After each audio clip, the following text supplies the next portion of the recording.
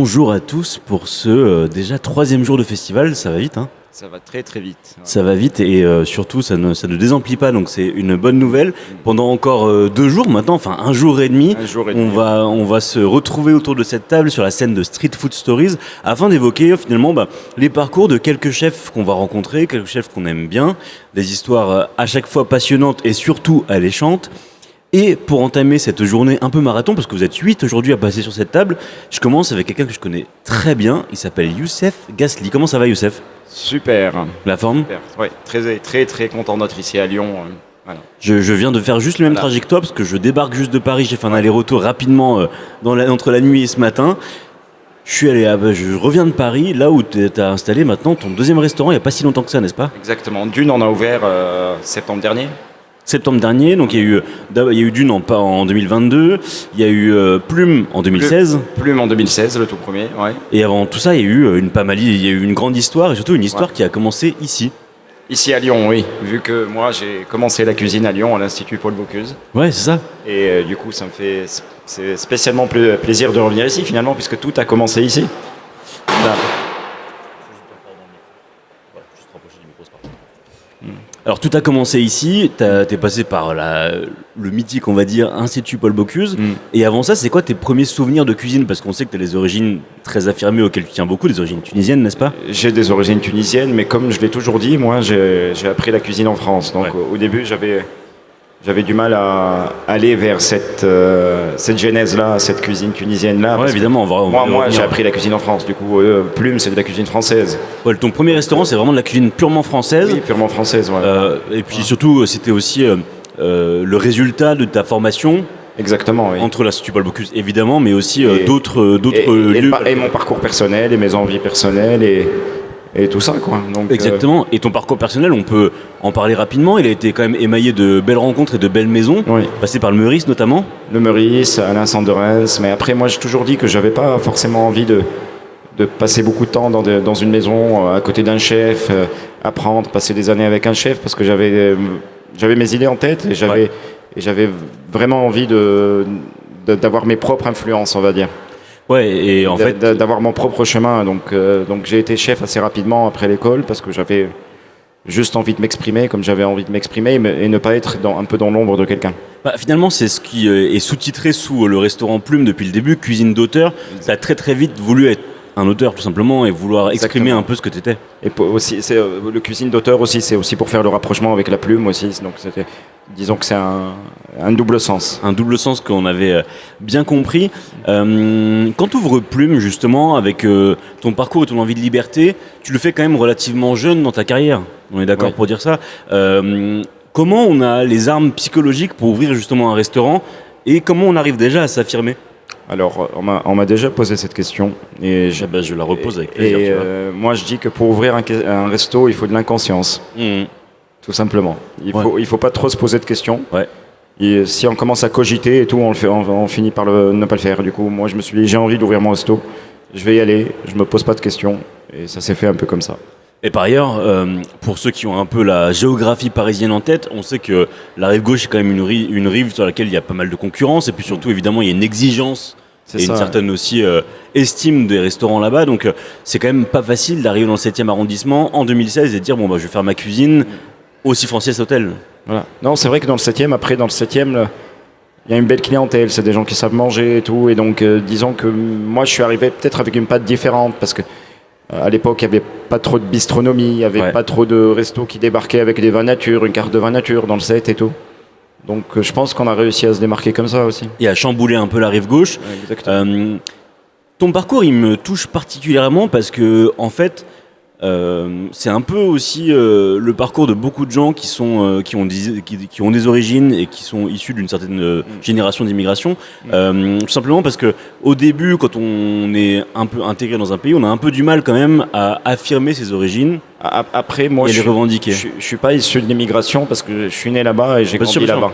Bien sûr. Mais en tout cas, il y a beaucoup de gens qui ont une autre histoire que l'histoire, on va dire, purement française, et qui ont aussi eu du mal à revendiquer au bout d'un moment des origines ou revendiquer une nationalité. Et finalement, c'est un peu aussi la maturité et le fait d'avoir confiance aussi en soi qui t'a permis d'ouvrir Dune avec un axe beaucoup plus méditerranéen cette fois. Complètement, oui. D'ailleurs, moi à la base, Dune, c'était vraiment pour moi un restaurant méditerranéen, et petit à petit, ça a commencé à pencher un peu plus vers la Tunisie, c'est sûr. Mhm.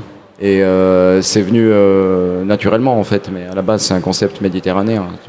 Il y a un truc que je trouve assez récurrent, et tu vas me dire si tu es d'accord, mais peut-être pas, mais j'ai quand même un sentiment parfois d'un petit complexe de cuisine face à la cuisine française qu'on a beaucoup glorifié, beaucoup sacralisé, tu vois. Ah oui, complètement, oui. Et il y a un peu un complexe de faire des cuisines, on a l'impression qu'ils sont parfois, on les vulgarise comme étant familiales, mais alors que c'est aussi très technique, c'est beaucoup de travail aussi. Hein. C'est ça, oui.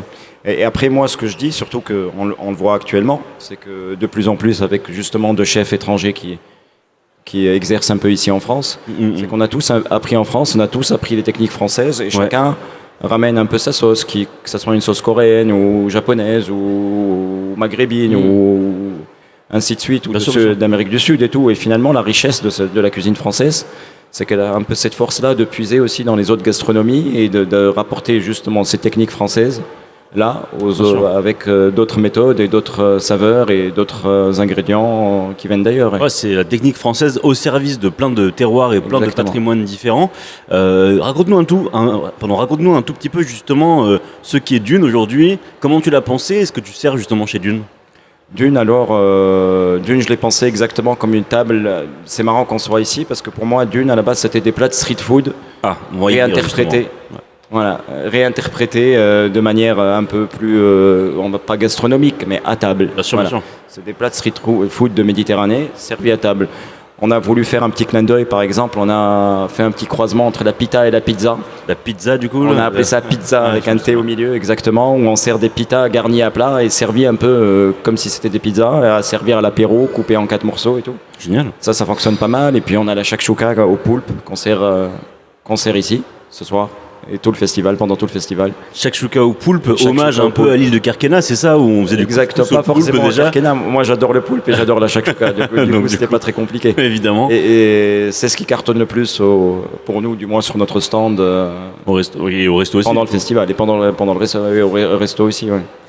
C'est vrai que justement, tu mets les pieds dans le plat, j'allais y venir. La street food, quand on parle de cuisine méditerranéenne, forcément la street food elle prend une énorme place. Mais complètement, oui. Aujourd'hui, il y a de la place, enfin, en France, à Paris et dans d'autres villes, pour justement s'exprimer aussi dans la rue. La gastronomie, elle a sa place, enfin, dans la rue, mais de manière aussi plus noble que ça l'était avant. Exactement, parce que peut-être avant la street food, ici, on est dans un pays de gastronomie et tout, donc la street food était un peu mal vue, elle était connotée peut-être kebab, McDo, alors que maintenant, il y a plein de trucs super qui se font, et grâce aussi à cette richesse qu'on a ici de nous, chefs étrangers, ici en France.